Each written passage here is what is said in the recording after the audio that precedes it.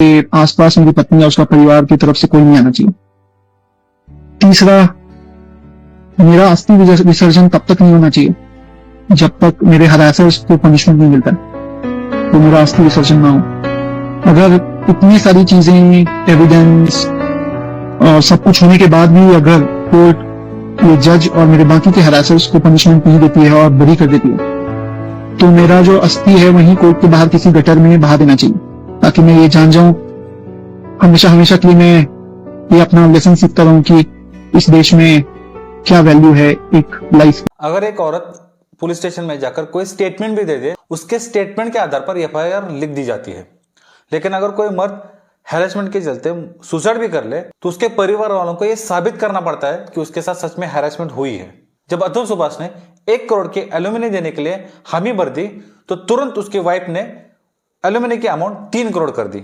और उसके ऊपर कोर्ट का यह कहना था कि आपके पास पैसे होंगे, इसलिए तो आपकी वाइफ मांग रही है। नमस्कार, आज हम बात करेंगे बेंगलोर के IT professional Atul Subhash suicide case के बारे में। पिछले 3-4 दिन से लगातार ये जो सुसाइड केस है वो सुर्खियों में बनी रही है।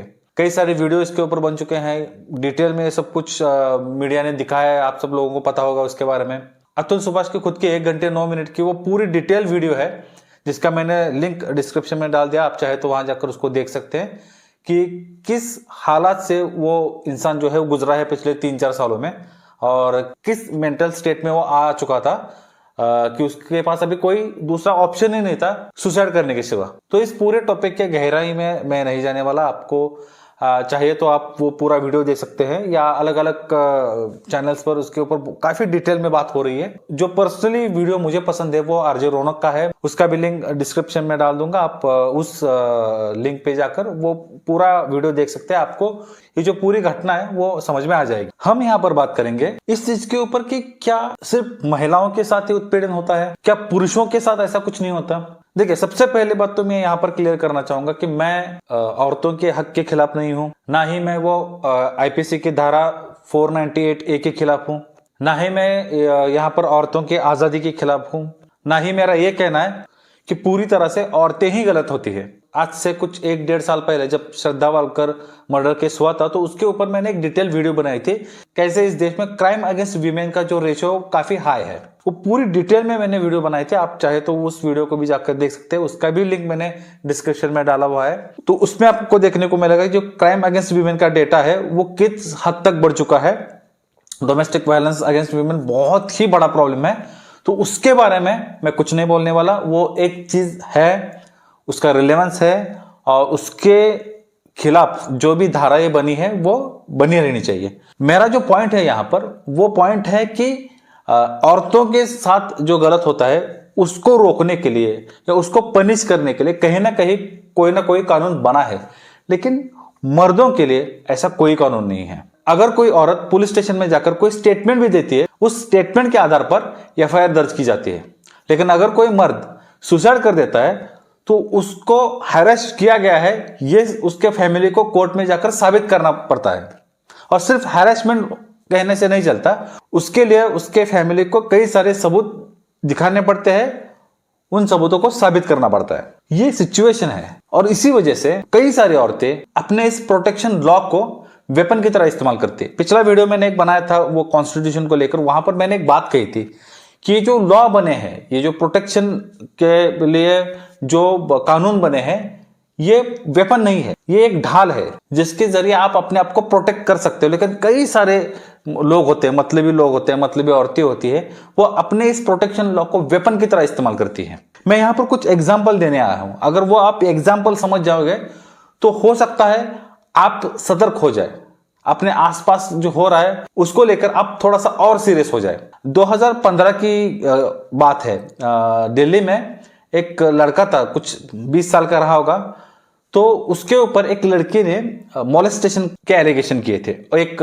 ट्वीट किया था उसने, एक बहुत लंबा ट्वीट किया था, उसका मैं एक स्क्रीनशॉट यहाँ पर दे दूंगा, आप पॉज करके पढ़ सकते हैं। उस ट्वीट में उसने कई सारे लोगों को, दिल्ली की जो पुलिस है, मीडिया है, सबको टैग किया था। ओवरनाइट दैट बिकम सेंसेशन, पूरे देश में फैल गया। उस लड़के के खिलाफ एक पूरा का पूरा एनवायरनमेंट खड़ा हो गया, मीडिया ने उस बात को बहुत उछाला, लोगों ने भर भर के उसको गालियां दी, कहा कि जला दो, मार दो, काट दो, बहुत कुछ हुआ। उस लड़के को उठा लिया गया। किसी ने नहीं सोचा कि इस केस में कोई और एंगल हो सकता है। क्यों? क्योंकि लड़की ने जो है वो ट्वीट लिखा है, उसको ब्रेव गर्ल कहा गया। कई सारे जो न्यूज चैनल है, उस न्यूज चैनल ने उस लड़की को कॉन्ग्रेचुलेट किया कि आप आगे आकर बोल पाई। मैं मानता हूं कि इस तरह से हिम्मत दिखाना बहुत ही बड़ी बात होती है, लेकिन उस पर्टिकुलर केस की मैं बात कर रहा हूं। और जब ये पूरा मामला चल रहा था तो एक अंकल आंटी सडनली पहुंच गए पुलिस स्टेशन और उन्होंने कहा कि आप जो लोग यहाँ पर दिखा रहे हो या जो बोल रहे हो वैसा कुछ हुआ नहीं था। ये लड़का और लड़की के बीच में ट्रैफिक को लेकर एक कहासुनी हो गई थी। जस्ट बिकॉज ऑफ ईगो उस लड़के ने ऐसा ट्वीट लिखा है। एक्चुअल में वहां कुछ हुआ नहीं था, लेकिन उनके ऊपर किसी ने भरोसा नहीं रखा। उस लड़के के ऊपर जो है वो मोलेस्टेशन के चार्जेस लगे। उसके फादर की हेल्थ खराब हो गई, उस लड़के की जॉब चली गई। उसके बाद 5 साल तक वो लड़का कोर्ट के चक्कर काटता रहा। उस बीच वो जो लड़की है वो कभी कोर्ट नहीं गई। उसने मीडिया के सामने आने से भी मना कर दिया जब मीडिया उससे सवाल करने लगी। फिर वो कनाडा चली गई। 5 साल बाद कोर्ट ने उसे निर्दोष करार दिया। उसके बाद एक टीवी जर्नलिस्ट अर्नब गोस्वामी, उसने ऑन एयर उस लड़की की माफी भी मांगी, क्योंकि अर्नब गोस्वामी ने उसे दिल्ली का दरिंदा कहा था। ये एक केस होगी। फिर एक और केस है रोहतक सिस्टर्स। आपको पता होगा कि हरियाणा में आज से कुछ 7-8 साल पहले 2 बहनों ने एक बस में कुछ लड़कों को पीटा था और ये बहुत वायरल हो गया था। वो पूरा वीडियो वायरल हो गया था। चीज इतनी फैल गई कि उन लड़कियों को बहुत सारे जगह से जो है कांग्रेचुलेशंस मिलने चालू हो गए। उनके बहुत सारे सत्कार हो गए। यहाँ तक कि वहां के जो सीएम थे उस वक्त के खट्टर, उन्होंने भी उन लड़कियों को ब्रेवरी अवार्ड दिया। सब कुछ हुआ। किसी ने ये जानने की कोशिश तक नहीं की वहां पर एक्चुअली हुआ क्या था। और जब किसी जर्नलिस्ट को ये लगा उस बस में जो और पैसेंजर थे उनसे बात करेंगे, तो वो पहुंच गए। एक जर्नलिस्ट पहुंच गया उस बस में बैठे और पैसेंजर से बात करने। तो उन्होंने कहा कि वहां पर ऐसा कुछ हुआ नहीं था। ये कोई मोलेस्टेशन की केस नहीं थी। सिर्फ उन लड़कियों को उन लड़कों की जगह पर बैठना था और वो लड़के उठ नहीं रहे थे, इसलिए उन लड़कियों ने उसको पीटा था। लेकिन इस सारे बीच में वो जो लड़के थे उनके ऊपर बहुत ही संगीन कानून लगे। जो लड़के आगे चलकर गवर्नमेंट जॉब के लिए अप्लाई करने वाले थे, 18-20 साल के लड़के थे, उनके ऊपर केसेस पड़ गए। उनका करियर तबाह हो गया। किसी ने नहीं सोचा। उसके बाद अभी कुछ 3-4 साल पहले लखनऊ में एक लड़की ने बीच सड़क पर एक कैब ड्राइवर को 42 थप्पड़ मार दिए। 42 थप्पड़। और उस लड़की की गलती क्या थी? कुछ ट्रैफिक में 19-20 हुआ था, कुछ गाड़ी आगे पीछे या कुछ वैसा ही कुछ हुआ था। गुस्से में उस लड़के ने उसे 42 थप्पड़ मार दिए। आसपास देखने वाले किसी भी इंसान की हिम्मत नहीं उस लड़की को जाकर रोकने की। अगर यहां पर उल्टा होता, अगर कोई लड़का किसी लड़के को छू भी लेता तो पब्लिक उसकी जान ले लेती। यहां पर बात सिर्फ कोर्ट और कानून की नहीं है, यहां पर हमारे माइंडसेट की भी एक बात है। यहां पर मैं आपको एक वीडियो क्लिप दिखाना चाहूंगा। उस वीडियो क्लिप को आप अच्छे से देखिए, आपको समझ में आएगा मैं क्या बोलने वाला हूं। आज से कुछ 15-20 साल पहले एक फिल्म आई थी ऐतराज। ये उस मूवी की क्लिप है। योर ऑनर, हमेशा मर्द गलत नहीं होता, औरत भी गलत हो सकती है, लेकिन हमारा माइंडसेट है। अगर कोई मर्द किसी औरत को थप्पड़ मारता है तब हम कहते हैं कि बड़ा जालिम मर्द है, और अगर कोई औरत किसी मर्द को थप्पड़ मारती है तब भी हम कहते हैं कि जरूर मर्द ने कुछ बदतमीजी की होगी।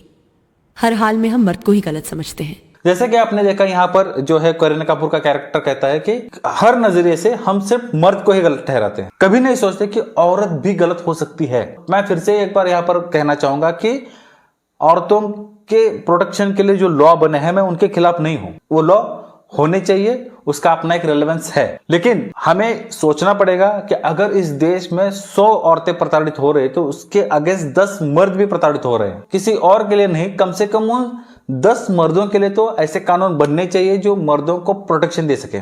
एक और मैं यहाँ पर इंटरेस्टिंग बात बताना चाहूंगा कि आजकल एक और बहुत ही डेंजरस लेवल पर एक स्कैम हो रहा है। जैसे कि आप सब जानते हैं कि शादी के लिए आजकल बहुत कुछ रिक्वायरमेंट बढ़ चुके हैं और लड़कियों की भी बहुत लंबी रिक्वायरमेंट की लिस्ट आती है जिसमें लड़के फिट नहीं बैठते हैं तो उनकी शादी नहीं हो पाती। तो सही समय पर शादी जब नहीं हो पाती तो लड़के जो है वो कुछ अलग ट्राई करते हैं। तो उसका एक बिजनेस खुल गया है जहां पर एक एजेंट आता है, वो लड़के के घर वालों को बोलता है कि आप एक 50,000 1 लाख रुपए दे दो या 1.5 लाख रुपए दे दो, हम किसी दूर गांव की एक भोली भाली लड़की है, उसका परिवार में कोई नहीं है, उस लड़की के साथ आपके लड़के की शादी करवा देंगे और फिर आप उस लड़की को लेकर अपने घर जाइए, आपको बहू मिल जाएगी, आपकी बेटी को बीबी मिल जाएगी। इस बहकावे में लोग आ जाते हैं, पैसे दे देते हैं, शादी भी हो जाती है। वो लड़की उनके ससुराल रहने भी आती है, 1-2 दिन रहती है और फिर वहां से पैसे, गहने सब कुछ लेके फरार हो जाती है। और ये बात जब तक उन लड़के वालों को समझ में आता है, वो लड़की रफू चक्कर हो जाती है। उसके बाद अगर वो लड़का या उसकी फैमिली वाले उस मिडलमैन को या उस लड़की को चेस करने की कोशिश करते हैं तो सबसे पहले तो वो मिलते नहीं, क्योंकि सारे नंबर, एड्रेस वगैरह तो झूठे होते हैं। अगर गलती से मिल भी गए तो उल्टा वो लोग अपने ही ससुराल वालों के ऊपर केस ठोक देते हैं, दहेज का, डोमेस्टिक वायलेंस का, मेंटल हैरेसमेंट का, बहुत सारे केसेस जो है वो ठोक देते हैं। मतलब उस पर्टिकुलर लड़का और उसकी जो फैमिली है, उनके पैसे गए, गहने गए, उनकी खुशियां गई और सबसे इंपॉर्टेंट चीज उनकी इज्जत भी गई और वो कुछ नहीं कर पाते। मेरे पहचान में ऐसे कई सारे केसेस आ चुके हैं। तो जब लड़कों का या मर्दों का कोई सुनने वाला ही नहीं है, तो ये जो प्रोटेक्शन लॉज बने हैं औरतों के लिए, उनका वेपन में कन्वर्ट होना लाजमी है। तो कहीं ना कहीं ये काउंटर होना चाहिए। लड़कों को, मर्दों को अपने हक के लिए कोई ऐसी जगह होनी चाहिए, कोई ऐसा लॉ होना चाहिए जहां पर वो जाकर अपने हक की लड़ाई लड़ सके। वरना ये अतुल सुभाष जो है वो एक प्राइमरी एग्जाम्पल है। ऐसे कई सारे लोग हैं, कई सारे लड़के हैं जो रोज प्रताड़ित होते हैं, मेंटली हैरेस होते हैं, फाइनेंशियली हैरेस होते हैं, उनकी पूरी फैमिली हैरेस हो जाती है और कोई कुछ नहीं कर पाता। सब हाथ के ऊपर हाथ धरे बैठे रह जाते हैं। ये वीडियो बनाने का मेरा उद्देश्य है कि ये जो सारे मैंने यहाँ पर एग्जाम्पल दिए हैं, उस एग्जाम्पल के माध्यम से हमें समझना होगा इस देश में एक ऐसे कानून की रिक्वायरमेंट है जो मर्दों के लिए खड़ा हो सके। और फिर से एक बार, ये तीसरी बार मैं बोल रहा हूं कि मैं किसी भी तरह से औरतों के प्रोटेक्शन लॉ के खिलाफ नहीं हूं। मैं फिर एक बार कह रहा हूं कि अगर इस देश में 10 मर्द प्रताड़ित होते हैं तो उसके अगेंस्ट 100 औरतें प्रताड़ित होती हैं। क्राइम अगेंस्ट वीमेन का जो नंबर है वो बहुत ही बड़ा है, लेकिन क्राइम अगेंस्ट मेन भी एग्जिस्ट करता है। ये एक एग्जाम्पल हमारे सामने है, हमें आवाज उठानी पड़ेगी। एक और अतुल सुभाष की जान जाने से पहले हमें कोई ना कोई कानून पास करना पड़ेगा कि कम से कम इन मर्दों की कोई बात तो सुने। यहां तो आलम यह है कि कोई सुनने को ही तैयार नहीं। उम्मीद करता हूं कि ये वीडियो आपके लिए वैल्यूएबल रहा होगा। अगर आपको लगता है कि मैं जो भी यहां पर बोल रहा हूं वो सही है तो इस वीडियो को लाइक कीजिएगा, ज्यादा से ज्यादा लोगों तक शेयर कीजिएगा और अगर आप इस चैनल पर नए हैं तो इस चैनल को सब्सक्राइब कीजिएगा। मिलते हैं अगले वीडियो में, तब तक के लिए धन्यवाद। जय हिंद।